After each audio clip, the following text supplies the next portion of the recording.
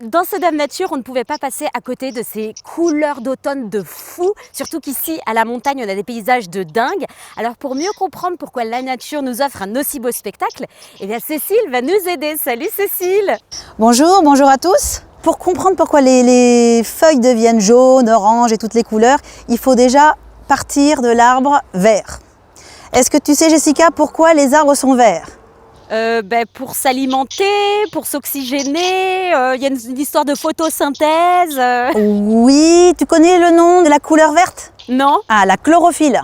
Ok. Mais t'étais juste pour la photosynthèse, c'est ça. La chlorophylle, c'est un pigment vert, mais un pigment qui est assez intelligent parce qu'il est capable de donner à manger à l'arbre en fait. Waouh. L'arbre va puiser de l'eau dans la terre, elle va se faire aider par les champignons d'ailleurs, et cette eau, qu'on appelle la sève brute, va monter dans l'arbre.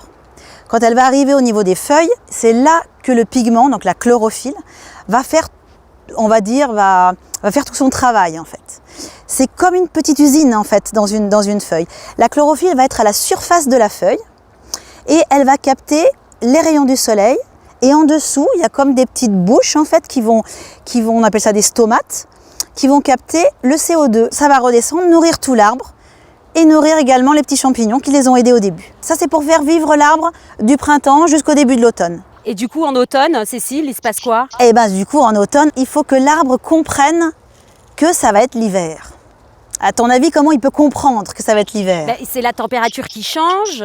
Alors la température change, des fois il y a des coups de froid avant et c'est pas assez précis la température, non? C'est la durée de la journée?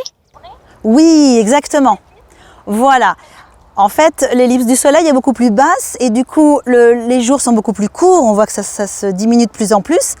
Et comme ils ont, on va dire, des capteurs solaires, hein, toutes les feuilles ont des capteurs solaires puisque c'est ce qui leur donne à manger, du coup, elles savent très bien que là, il va y avoir l'hiver, attention. On va garder ce qui est important pour repartir la saison d'après. On parle des feuillus, hein, bien sûr, enfin de certains feuillus. Et donc, pourquoi ça change de couleur? Alors, on y vient. On a vu que la chlorophylle était à la surface des feuilles pour pouvoir capter les rayons du soleil, puisqu'elle fabrique le sucre comme ça. Mais à l'intérieur de la feuille, il y avait d'autres pigments. Il y avait déjà du jaune, il y avait déjà de l'orange, mais on ne le voyait pas parce qu'elle était à l'intérieur. Donc ce qui va se passer, c'est que l'arbre va dire bon, moi je veux que ça s'arrête, en fait, je veux planquer ma sève. Donc elle va créer des petits bouchons sur le pétiole, c'est-à-dire sur la tige des feuilles, pour arrêter cette circulation de la sève.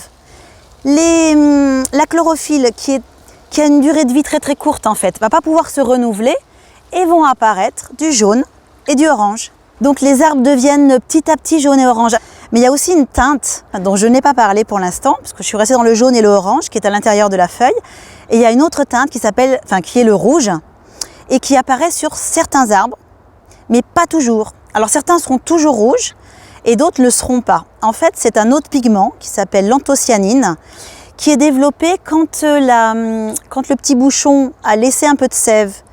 Il y a encore de la fabrication de sucre et le sucre est emprisonné dans la feuille.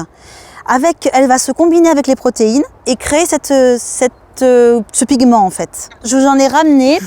J'ai ramené un peu de la vigne vierge qu'on voit en ce moment et qui est d'une rouge. Ah ouais. C'est de toute beauté à des endroits. Incroyable. Et ça vient de cette anthocyanine. C'est incroyable, on ne se rend pas compte de tout ça hein, quand on regarde les couleurs comme ça travaille un arbre, hein? Cécile, c'est passionnant tout ce que tu nous racontes.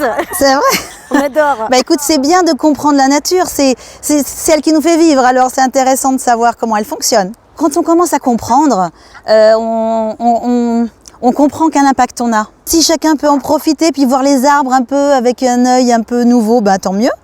Parce que voilà, ça peut permettre qu'on vive tous ensemble, les arbres, les humains et tout le monde en même temps. De toute façon, c'est les végétaux qui sont arrivés en premier sur la Terre, donc on peut que s'incliner devant eux, je pense. Merci beaucoup Cécile. Bon, en ce moment, on a juste 1 heure, hein, mais franchement, allez vous balader dans la forêt, c'est bien pour tout. Pour les yeux, pour les poumons, pour le cœur, pour l'esprit. Salut Cécile. Au revoir. Ciao.